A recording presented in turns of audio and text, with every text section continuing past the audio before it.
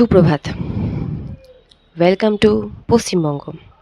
আমরা এমন একটা রাজ্যে বসবাস করি, যেই রাজ্যের ভিতরে হিজাব পরে স্কুলে গেলে কোনো প্রবলেম নেই।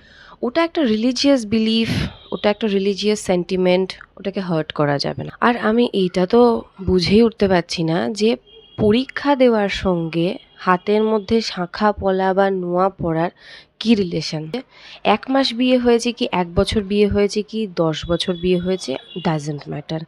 কেউ যদি বিশ্বাস করে, আর এটা আমাদের কালচার, আমরা ছোটোর থেকে আমাদের মায়েদের, আমাদের দিদা ঠাকুমা সবাইকে দেখে এসেছি। এটা আমাদের কালচারাল বিলিফ, এটা আমাদের কালচারাল সেন্টিমেন্ট। তো সেইখানে হার্ট করার অধিকার কে কাকে দিয়েছে আর কেন দিয়েছে?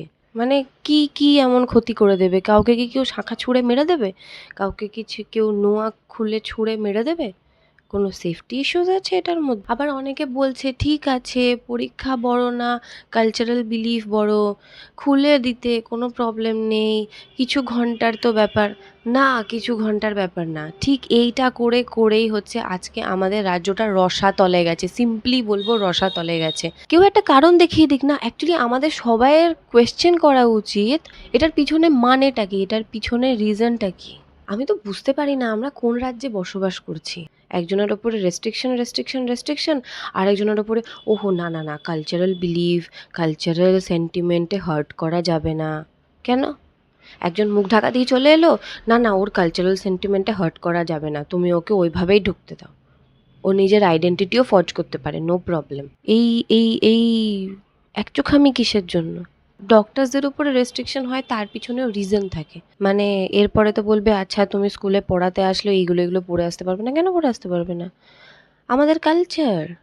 আমরা যদি আজকে না করি তো আমাদের পরের জেনারেশন শিখবে কি করে সেই জিনিসগুলো? আমাদের কালচারগুলোকে মনে রাখবে কি করে? এই হিস্ট্রিতে যতগুলো হচ্ছে জেনোসাইড আছে, এইগুলো সব আমাদের মেনে নেওয়ার ফলাফল। আমরা মেনে নিই। কথাতেই আছে, যেমন ইট তার তেমন পাটকেল। যে ঠাকুর যে ফুলে সন্তুষ্ট, তাকে যদি সেই ফুল না দেওয়া হয় তাহলে কি করে হবে? এই প্রবাদগুলো তো আর এমনি এমনি তৈরি হয়নি।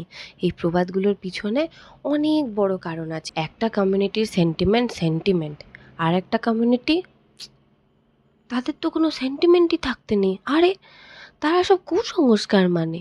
ভাই আমরা মানলেই কুসংস্কার, আর বাকি সবাইয়ের হচ্ছে কালচারাল সেন্টিমেন্ট। বাবা, হার্ট করা যাবে না কোনোভাবে। মানুষ না শক্তের ভক্ত, যত নরম হবে তত তোমার জম হয়ে থাকবে।